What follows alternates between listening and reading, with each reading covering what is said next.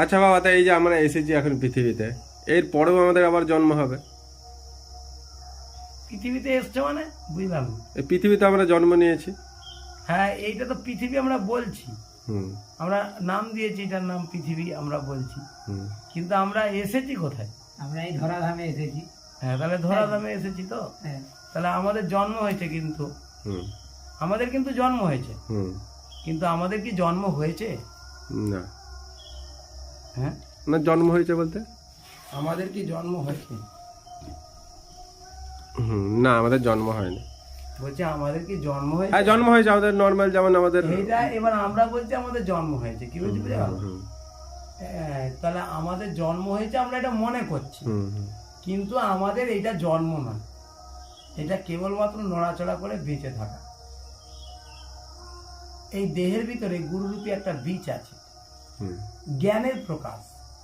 অর্থাৎ আমরা যা কিছু করছি, একটা ছোট শিশুকে যদি আমরা কিছু না শিখাই, হুম তাহলে সেই শিশুটা প্রকৃতির নিয়মে বেড়ে উঠবে। হুম এই যে আমরা প্রকৃতিতে এসেছি, সে তাকে খাদ্য খাবার দিলে যে খাবে, তার শরীরটা ধারণ হবে, হুম কিন্তু তার কোনো জ্ঞান বা বুদ্ধি হুম সঞ্চালন বা বিকাশ ঘটবে না, ঘটতে পারে না। হুম এটাকেই বলছে বংশ পরম্পরা, সভ্যতা বা শিক্ষা। আমরা যে জীবগুলো এসেছি, হুম সেই জীবগুলো থেকে আমাদের যে স্বভাব চরিত্র, আমাদের পূর্বপুরুষেরা যা করে গেছে, হুম আমরা সেটাই করে যাচ্ছি, জীবন কাটিয়ে ফেলছি। হুম কিন্তু এর বাইরে একটা জীবন আছে, এর বাইরেও একটা বাহ্যিক জ্ঞানের বাইরে আর একটা অন্তর্জগতে জ্ঞান আছে, যেটা প্রকাশ না পেলে তুমি কখনোই শান্তি বা তৃপ্ততা লাভ করতে পারবে না। দিয়ে সেই অনুভূতি আসবে, তখন তুমি কষ্ট ভোগ করবে।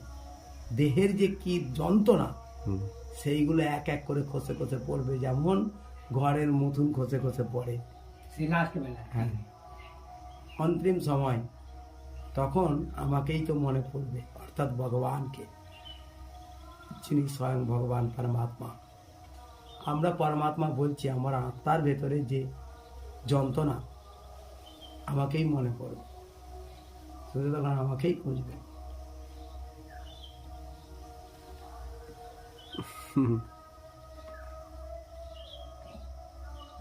যে গুরু জ্ঞান না হলে কোনো জন্মেই তোমার কিছু হবে না, কোনো জন্মই নয়, কেবলমাত্র এলাম, খেলাম, আর পৃথিবীর মায়ায় পড়ে চলে গেলাম। নিজেকে নিজেই ভুলে, নিজের ভুলেই নিজের